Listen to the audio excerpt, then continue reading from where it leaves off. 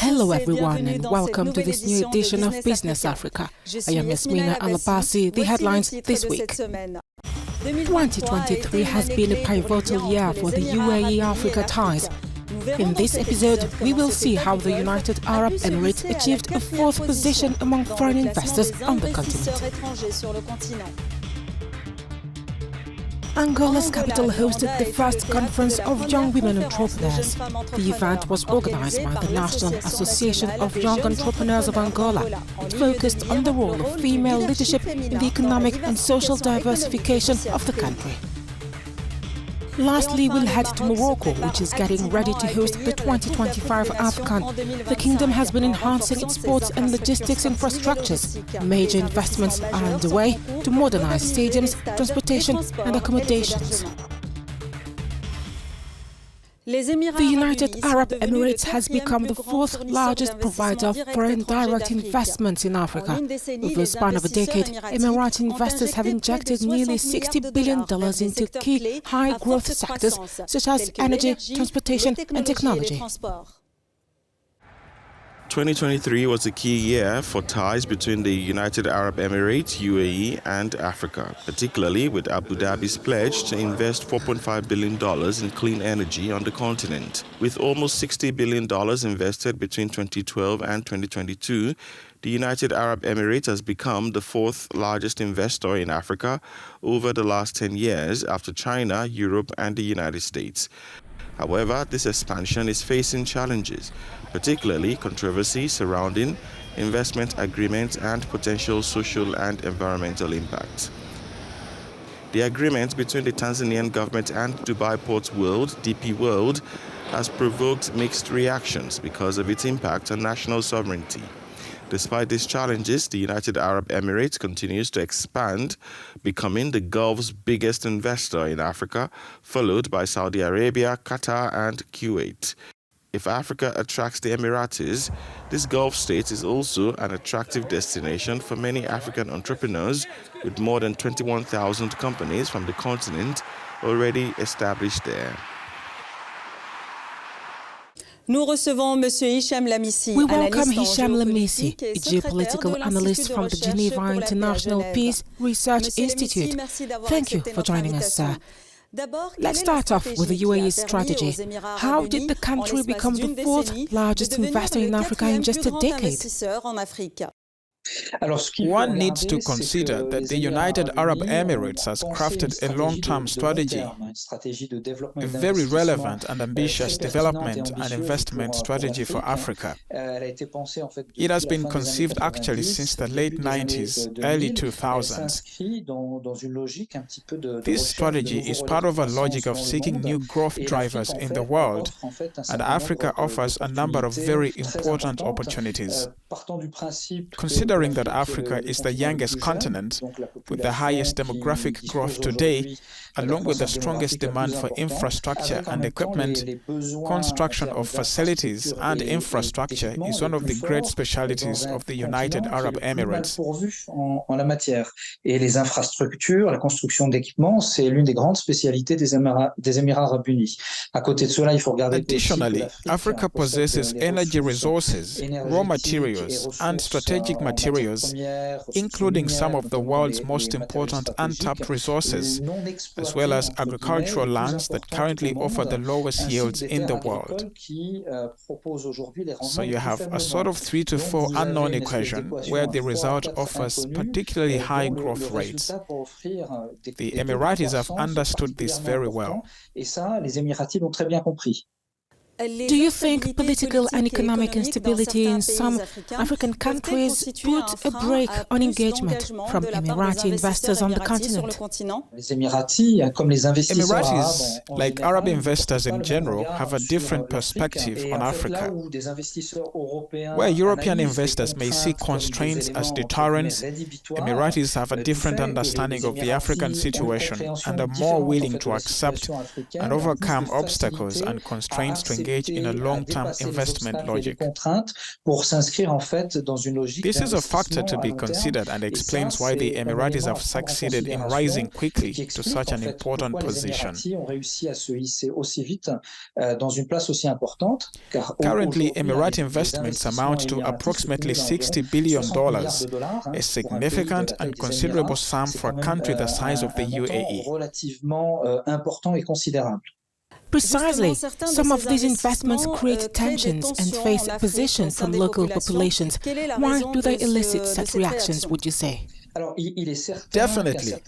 Certain investments or types of investments can, in quotation marks, raise suspicion because these investments can touch on dimensions related to national sovereignty, economic sovereignty, or even food sovereignty of a country. I am thinking particularly of investments related to port activities. However, where difficulties can be more serious and significant is in agricultural investments, especially land acquisitions. Emiratis, like a number of Arab countries and also China, have acquired a lot of land in Africa.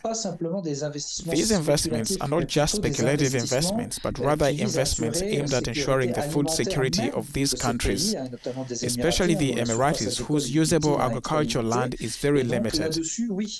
Therefore, there may be conflicts over occupation or use, in quotation marks, with local populations who would prefer local food production, while Emiratis would be more inclined to invest in commercial farming that would rather meet their own food needs. In this aspect, indeed, there may be misunderstandings and difficulties. Hicham Lemesi, thank you for answering our questions. You're welcome, thank you. Luanda hosted the Conference for Young Women Entrepreneurs, focusing on female leadership in economic diversification. Angola's National Association of Young Entrepreneurs signed deals to train the youth and professionals in entrepreneurship to foster economic growth. The first conference for young Angolan women entrepreneurs was held in Luanda, capital of the Southern African country. Under the theme of the role of female leadership in the economic and social diversification of the country, it brought together over 2,000 young women in the presence of the country's Vice President, Esperanza da Costa, and guests from countries such as South Africa, Nigeria, and Mozambique. The aim of this conference is to seek out the strength, capacity of Angolan women in the field of entrepreneurship despite the difficulties we are going through. But there are still opportunities that women still have the strength and will to improve the conditions we are currently going through.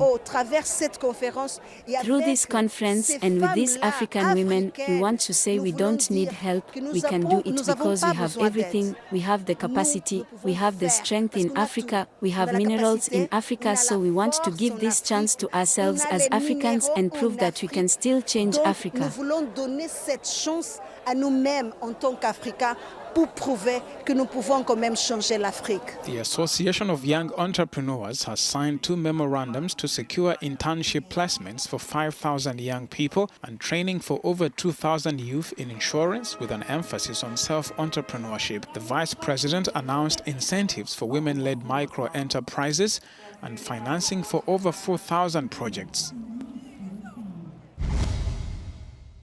Morocco, the 2025 Africa Cup of Nations host and co-host of the 2030 World Cup, has embarked on major renovation and upgrade works of its infrastructures. The North African nation aims to leverage the organization of both events for its economic growth. After the end of the Africa Cup of Nations AFCON in Côte d'Ivoire, the focus now shifts to Morocco, which will host the 2025 AFCON. To be ready for the continental showpiece, the kingdom has launched renovation and upgrading works on its stadiums with a budget of around $19 million. In terms of infrastructure, today, Morocco is doing fine when compared to other countries on the continent. I think we have nothing to envy to others, and even compared to what is happening in Europe. We have training centers that are up to standard, especially the Mohammed VI football complex. I think Morocco has a lot of potential regarding stadiums, whether we look at the stadium in Agadir, Tenya, or Rabat.